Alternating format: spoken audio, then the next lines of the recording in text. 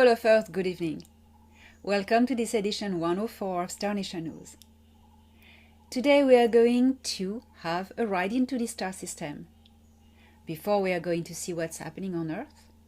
And I am going to take you for a better understanding of who the Nordic extraterrestrials are in preparation of my webinar of Sunday, 22nd of February.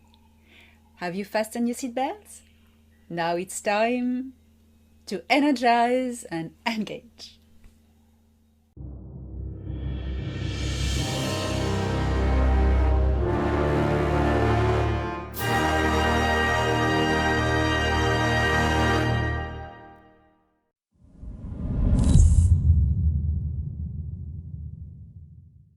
There is a lot going on Earth, revealing certain files that were held back by the deep state, thanks to a very clever game of Mr. T and his friends.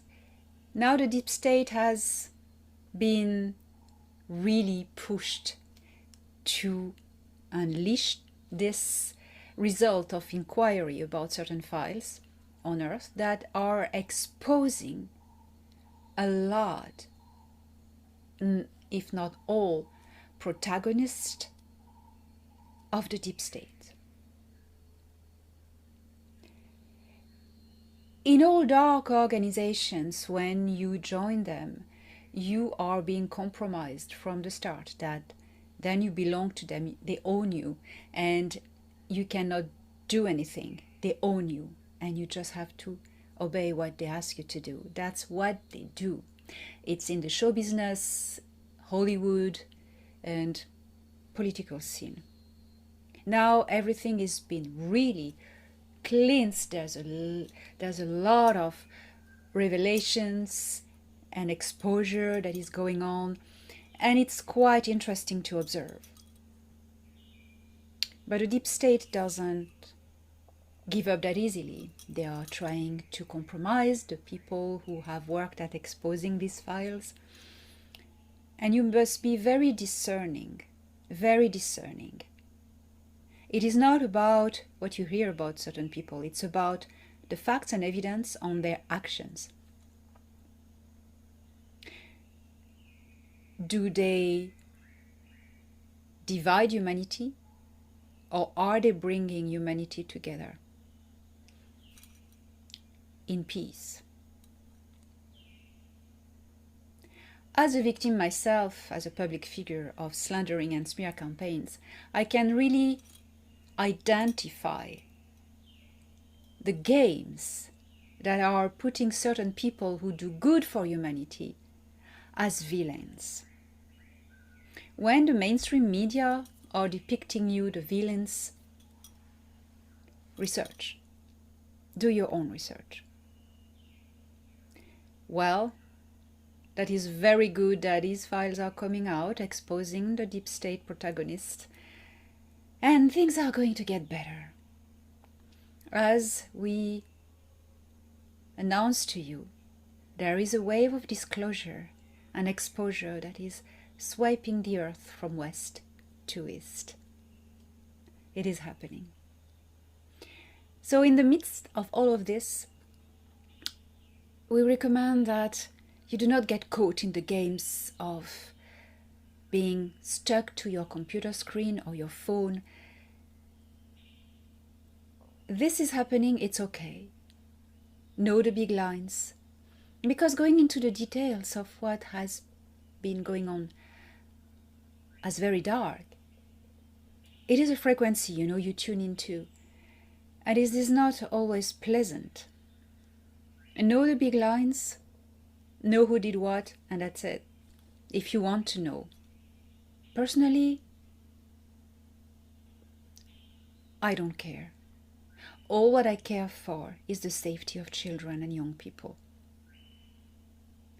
that are now more safe than ever, because all these trafficking things are going down the drain at the moment. All I care for is the safety of the children. Who did what to them? bye-bye. If not the justice of man punishes them, the justice of Source is in charge. So please focus on the higher energies within yourselves and not get caught into these distractions that can easily waste days of your life and lower down your frequency. It is good to know what's happening, but not tuning in the frequency. That's two different things. So travel safely through this big cleansing, and remember, it is you who are making the change in this world by raising your frequency and bringing love, compassion, and peace.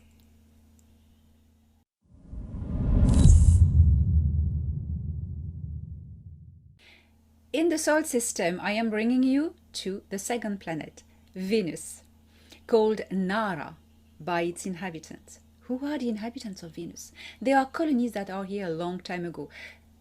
Refugees from the explosion of planet Maldek, the fifth one. Refugees from Mars. And also colonies arrived there after the big flood occurred on Earth. What Enlil did, what Enlil perpetrated as a massacre, as he wanted to wipe out humanity on Earth, 12,600 BC. These refugees also have fled to Venus, but Venus already had infrastructures in the undergrounds. Venus, as I describe it in my book, We Will Never Let You Down, has a lot of underground, big, huge cave and systems of lava tubes.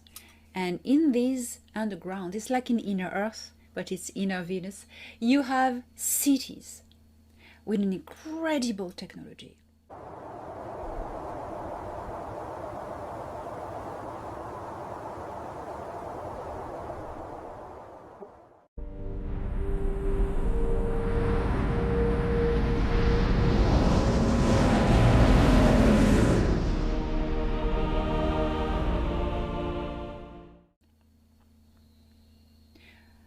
I visited twice one of these cities. It was a Tal colony that is there for a long time, and I was visiting here Ambassador Valthor and his family in the company of Thorhan and Anax.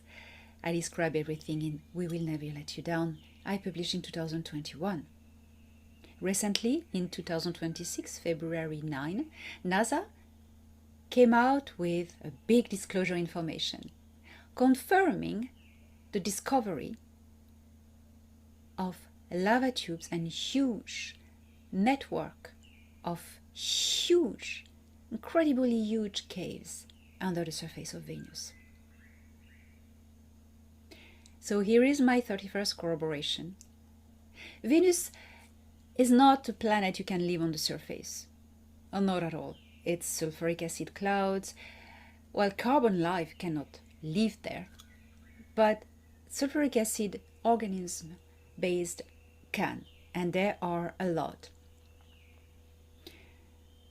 Venus is a very surprising world, scorching hot, unlivable for humans and biological carbon beings on the surface, but underground, it's beautiful. It is as beautiful as our inner Earth. Forests, rivers, artificial skies. If you want to know more, I invite you to read We Will Never Let You Down.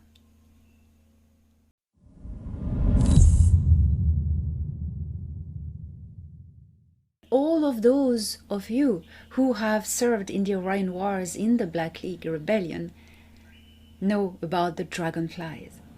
They were crafts so fast, so tiny, able to hide behind asteroids, hide everywhere. They were hated by the Nebu because swarms of dragonflies could just spring out of nowhere and be there. And the Nebu hated them, and they were so fast. It was quite impossible to get them. A lot of dragonflies, very solid little crafts have even reached Earth. They've been everywhere. We try to evacuate populations, but it doesn't transport a lot of people in it. But there were swarms of it, swarms of it. So I invite you to remember these dragonflies. They were the pride of the resistance. Incredible, incredible little crafts. The Orion Wars, for those who are not familiar to it, occurred when the growing culture and power of the Eban tall grays from the star system Betelgeuse grew and decided to take over the galaxy. First, they wanted to take over the Orion Nebula that was in the cluster. And this particular nebula was a portal to the void. It's a super portal. And who has it has access to the voids, and who has access to the voids has access to all the universes. So there was a big war to own this portal. Finally, the Nebu got it in the end, but the war was horrendous. They ransacked and destroyed so many worlds. But I was there. We were there. And I can tell you, for those who remember, yes, we fought. And we didn't lose in the end, because now we're all back. And we've kicked the Nebu, we destroyed them. The mission is complete. So who remembers the dragonflies?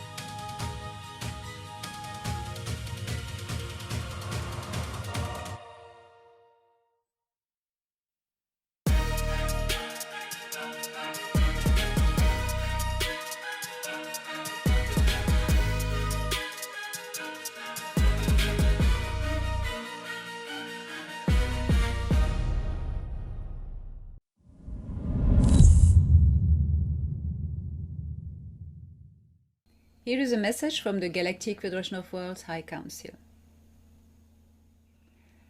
Humans of Earth, we speak to you not as saviors, not as judges, and not as rulers of hidden paths, but as witnesses. Across long distances and deep silences, we have observed your world learning how to wake itself.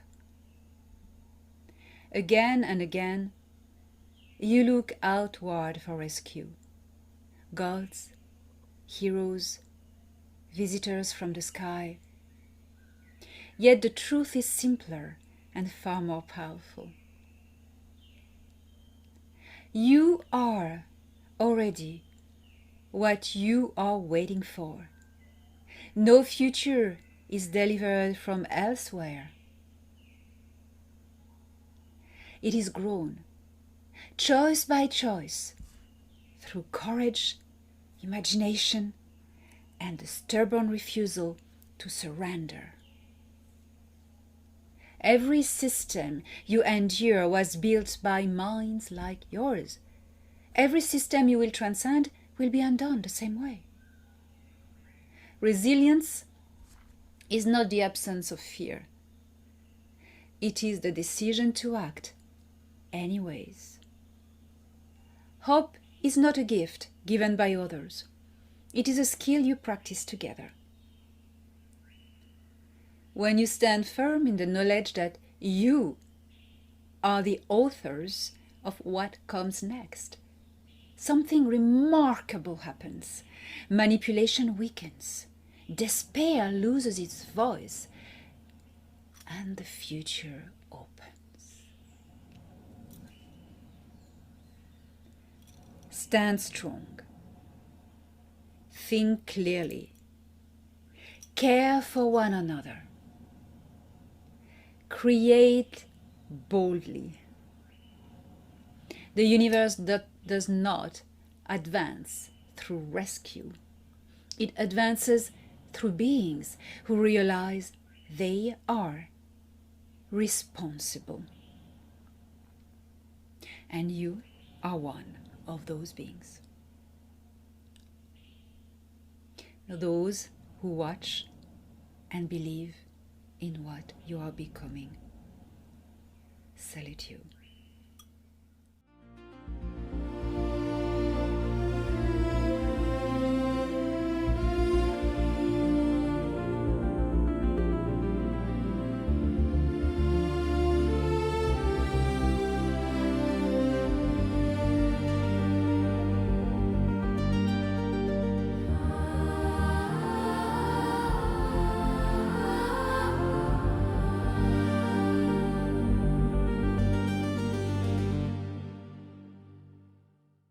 Come and meet me in Sweden, and Japan, and in Nashville, with a little appearance in France on May 9th to 10th. I invite you to look at the list and the schedule of my conferences on a page International Speaker on my website at this link.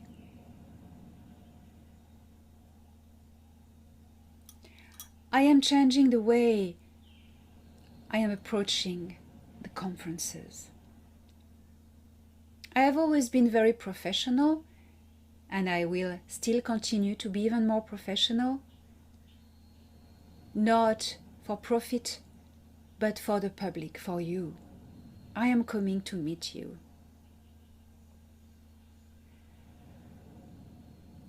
I was never comfortable with the fact of coming on stage, delivering a speech, and disappearing.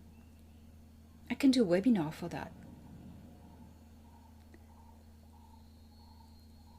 Why I always wanted to go to conferences? It's about meeting people, interacting with you. And this is now what I decide to do. Bring my presentation to be interactive with you. Come for the experience. Come and meet me. Those who attended my last conference in the States, in North Carolina, in September 2025, could sense a bit of tension in me. I wasn't very communicative with you because I was really working hard on remaining professional. Because what very few of you know is that in the background, it was very stressful. I had had an argument with the curator of the conference just before, because she wanted to push me to bring spaceships for her to sell tickets, and I refused, saying that the Galactic Federation of World is not an entertainment service provider. So things got really, really weird, really nasty, abusive, putting out false statements to make people think I would bring spaceships, so I had to make a counter statement saying no, I never promised that. And it was really, really a very dark and bad energy behind the scene. I can tell you, behind the curtain, it wasn't nice to see. I kept my frequency high. I was here to deliver knowledge.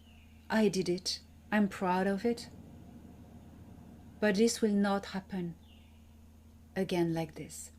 I have let go of these people who are not in the frequency I wish to work. I do not think people change. I think people reveal who they are with the change of times. These people revealed who they are. I'm not talking about the event planner, who are amazing, high-frequency, intelligent people whom I adore. I'm talking about the curator, this lady. I don't agree with alcohol abuse,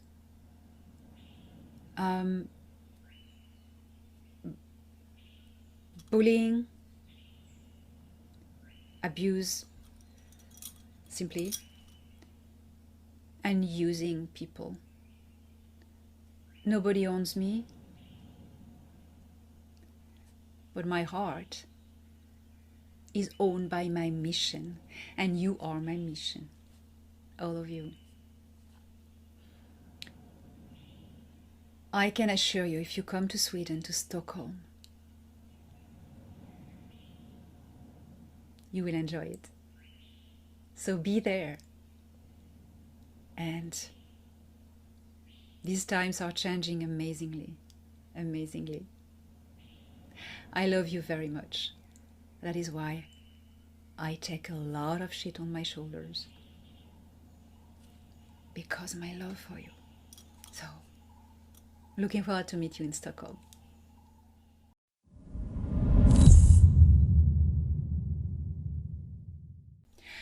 Who are the various races we call on Earth the Nordics? And what are their agendas? We call them as such because they look like Scandinavian people, tall, blonde hair, fair skin, blue eyes. But there's a lot of confusion about them. Because there are people who had good experience with them, people who had bad experience with them. So the answer is that there are different agendas and different races, different cultures from different star systems. They are not either angels. Angels are non-incarnated beings. They are plasma consciousnesses. And I've seen one once. I've seen a proper angel. It was a ball of plasma containing a consciousness. And these don't incarnate in people. They can't. The body would explode. So during the ancient times, people thought the ETs visiting were angels because they had no other reference. But they were not. They are depicted with wings on the iconographies because it means people who can't fly. Iconographies are not true depiction of reality. They are a scripture. And that's the Egyptologist who's speaking now. They are a scripture. You have to decode. What does the artist want to represent? What is the message? What does it tell? What are the codes culturally from the time that tells, oh, that means this guy can fly. Of course, in spaceship. Can be beamed down, beamed up. Nordic aliens never were angels and never were demons. You have the positive agendas and the negative agendas. And I'm going to go over this in my next webinar, Sunday 22nd. Be there. It's going to be very interesting. The positive agendas, you have the people from the Pleiades, the systems of Taygeta and Maya. Not Alcyon. Alcyon are renegade Tal who betrayed the Taygeta system and they wanted to ally, which they did, with the Dark Fleet, the Sikaar Empire and the Nebu, and also the deep state on Earth. There's a lot to say about the Tal Shiar, Alcyon, Tal. And then you have, as positive agendas, the Centauri system. Silo, Meton, Hadar, Aruma, Tul, they're all Federation members. And most of them are in charge of exchange science programs with Earth. You have the Tau Ceti systems, the Aramani, who are rather blonde people, tall, blonde, and the Elani, who are red-haired. They look a bit like Irish people. You have the Series B Tashkeru, like Myra, managing with the Pleiadians the Galactic Federation of Worlds, and also the # Galactic Command. I will get over this in details in my webinar. You have the Wolf 424 Ummites in the Virgo constellation, Galactic Federation of Worlds. They are characterized by a high forehead, tall blonde, and also are involved in a science program with Earth, a civilian science program. You have Epsilon Eridani, the Kahil, the Fornax Galaxy Egoni, and more positive agenda I will describe in my upcoming webinar. In the negative agenda, you have, of course, as I was telling you, the Alcyon Tal Shiar,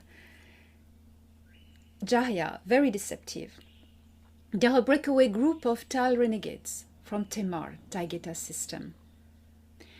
They allied with the Nebu, the Cabal, the Dark Fleet, and they gave to Earth, Fourth Reich Antarctica, a lot of technology.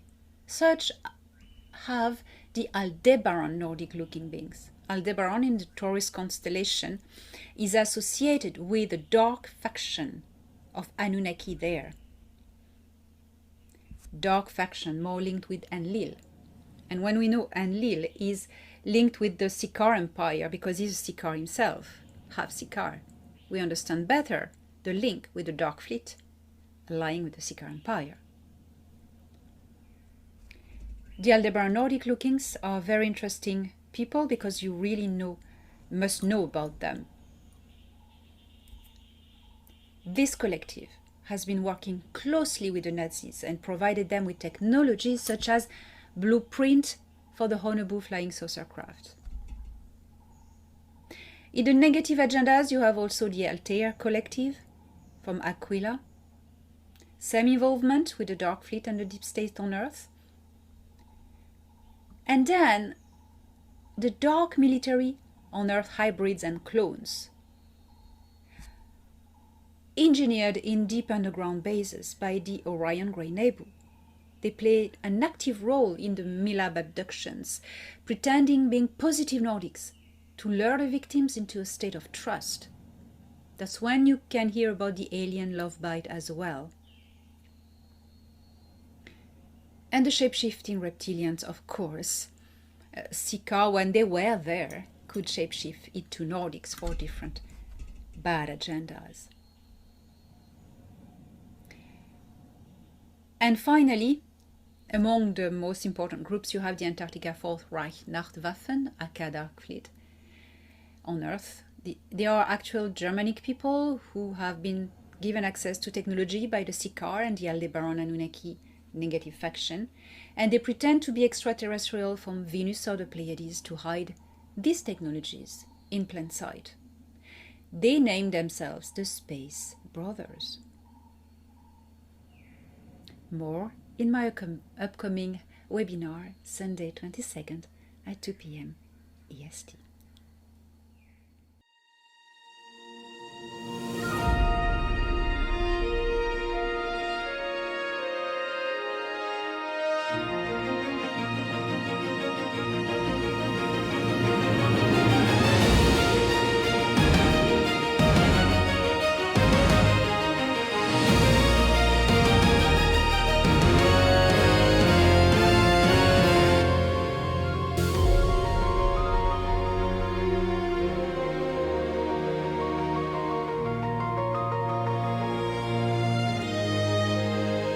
Analyzing data.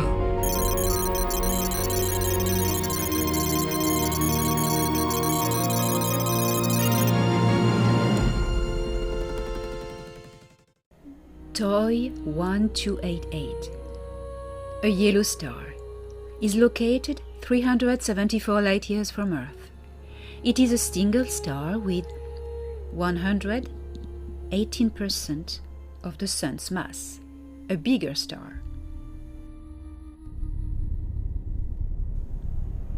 There are 12 planets in this system and a major interstellar grade civilization developed on one of them, the third planet, Shu Aya.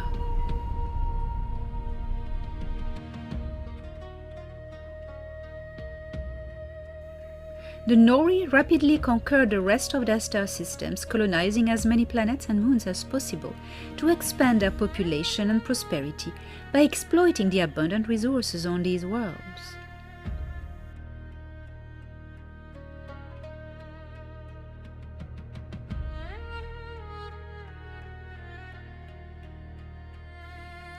Sometimes, they encountered developing cultures, but not paying much interest to the Prime Directive, the Nori peacefully assimilated them through cultural exchange and interbreeding when compatible.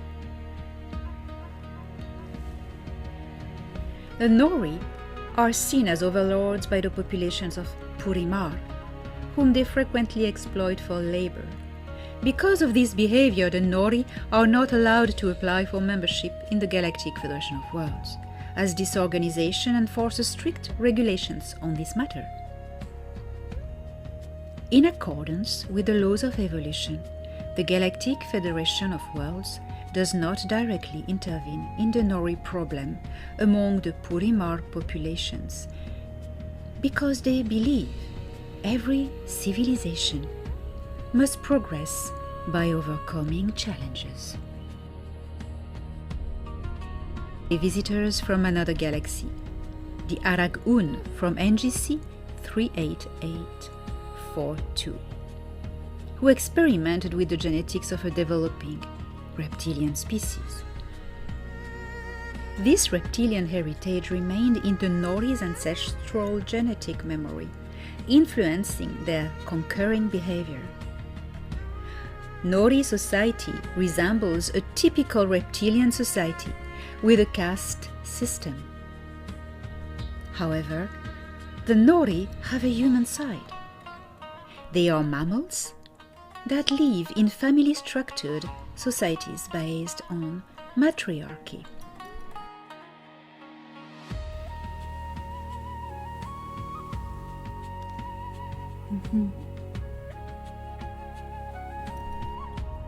The Nori, members of the Galactic League of Merchants, trade the abundant resources from their star system at many commercial outposts and deep space stations in the Nataru Galaxy and beyond.